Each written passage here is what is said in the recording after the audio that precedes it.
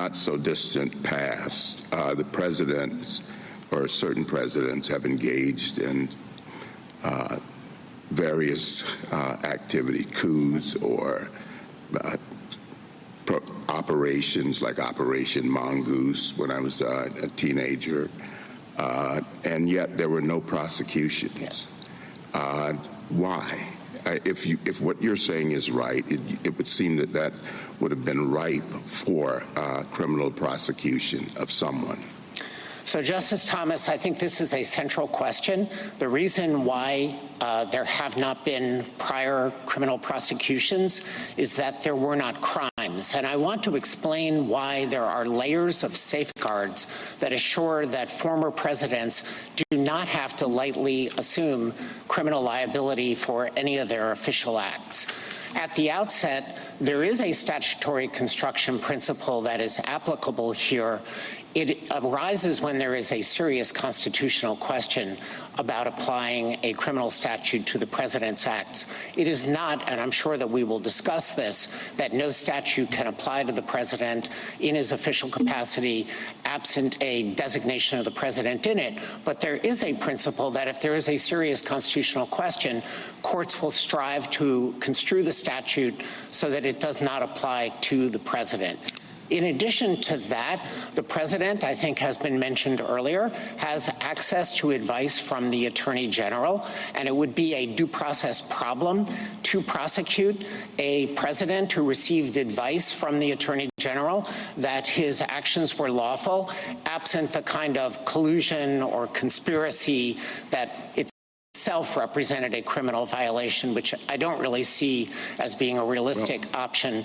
And then if I could say one more thing, because you raised the question about potential overseas taking of life. And the Office of Legal Counsel has addressed this quite specifically. There is a background principle of criminal law called the public authority exception to liability, and it is read into federal law unless Congress takes specific action to oust it, which it never has done as far as I am aware. And in a case in which the president sought to engage in overseas activity that would result in the taking of life, OLC did not say the federal murder statute doesn't apply. That would be the thrust of my friend's argument on clear statement. Instead, OLC went through an extensive analysis on why the public authority defense would prevent it from being considered a violation of law to go after a terrorist, for example. The Court of Appeals below, whose decision we're reviewing, said, quote, a former president can be prosecuted for his official acts because the fact of the prosecution means that the former president has allegedly acted in defiance of the laws. Do you agree with that statement? Well, I think it sounds tautologically true, but I want to underscore that the obligation of a president is to take care that the laws are faithfully executed. Well, I think it sounds tautologically true as well, and that, I think, is the clearest statement of the court's holding, which is why it concerns me. As I read it, it says simply, a former president can be prosecuted because he's being prosecuted. Well, I would not suggest that that's either the proper approach in this case or certainly not the government's approach.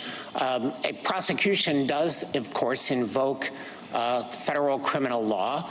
The allegations have to be presented to a grand jury, which votes upon the indictment. Well, that's what I mean, shortly after that statement in the court, that court's opinion, that's what they said. But there's no reason to worry because the prosecutor will act in good faith, and there's no reason to worry because a grand jury will have returned the indictment. Now, you know how easy it is in many cases for a prosecutor to get a grand jury to bring an indictment, and reliance on the good faith of the prosecutor may not be enough in the some cases. I'm not suggesting here. So if it's tautological, and those are the only protections that the Court of Appeals below gave, and that is no longer your position, you're not defending that position, why shouldn't we either send it back to the Court of Appeals or issue an opinion making clear that that's not the law? Well, I am defending the Court of Appeals judgment, and I do think that there are layered safeguards that the court can take into account that will ameliorate concerns about unduly chilling presidential conduct. That concerns us. We are not endorsing a regime that we think would expose former presidents to criminal prosecution in bad faith, for political animus, without adequate evidence. A politically driven prosecution would violate the Constitution under Waite versus United States. It's not something within the arsenal of prosecutors to do. Prosecutors take an oath. The Attorney General takes an oath. So I don't want to overstate Your Honor's concern with potentially relying solely on good faith. But that's an ingredient, and then the courts stand ready to adjudicate motions based on selective prosecution, political animus. This court relied on those very protections in the Vance case just 2 years ago. But what concerns me is, as you know, the Court of Appeals did not get into a focused consideration of what acts we're talking about or what documents we're talking about because of its adoption of what you termed, and I agree quite correctly, as a tautological statement, because the fact of prosecution was enough to take away any official immunity. The fact of prosecution, they had no need to look at what courts normally look at when you're talking about a privilege or immunity question. Well, I think I would take issue, Mr. Chief Justice, with the idea of taking away immunity. There is no immunity that is in the Constitution unless this court creates it today. There certainly is no textual immunity. We do not submit that that's the end of the story. United States versus Nixon wasn't a textually based case. Neither was Nixon versus Fitzgerald. We endorse both of those holdings. But what is important is that no public official has ever had the kind of absolute criminal immunity that my friend speaks of, even with respect to the speech or debate clause. It's very narrow. It's focused on legislative acts. It's not focused on everything that a congressman does.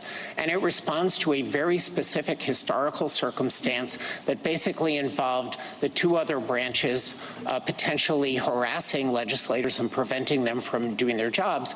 That's why it ended up in the Constitution. Nothing like that ended up in the Constitution for the presidents, and that's because one of the chief concerns of the framers was the risk of presidential misconduct. They labored over this. They adopted an impeachment structure that separated removal from office as a political remedy from criminal prosecution. This departed from the British model. The British model was you get impeached and criminally prosecuted and convicted in the same proceeding. The framers did not want that. They wanted a political remedy in case a president was engaging in conduct that endangered the nation. He could be removed. He can't be prosecuted while he's a sitting president. That's been the longstanding Justice Department position. Mr. Dreeben, you dispute the proposition that a former president has some form of immunity. But as I understand your argument, you do recognize that a former president has a form of special protection, namely that statutes that are applicable to everybody must be interpreted differently under some circumstances when they are applied to a former president. Isn't that true?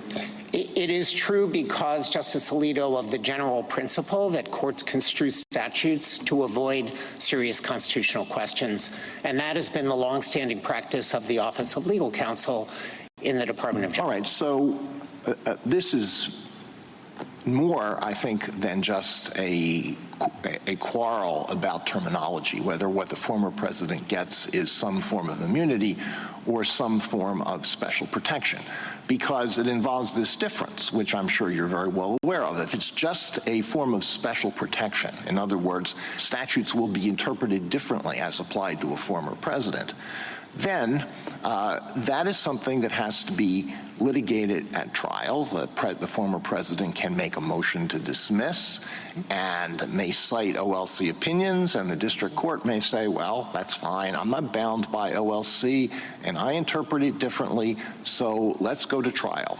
And then there has to be a trial, and that may involve great expense. and it may take up a lot of time, and during the trial, the former president may be unable to engage in other activities that the former president would want to engage in, and then the outcome is dependent on the jury, the instructions to the jury, and how the jury returns a verdict, and then it has to be taken up on appeal.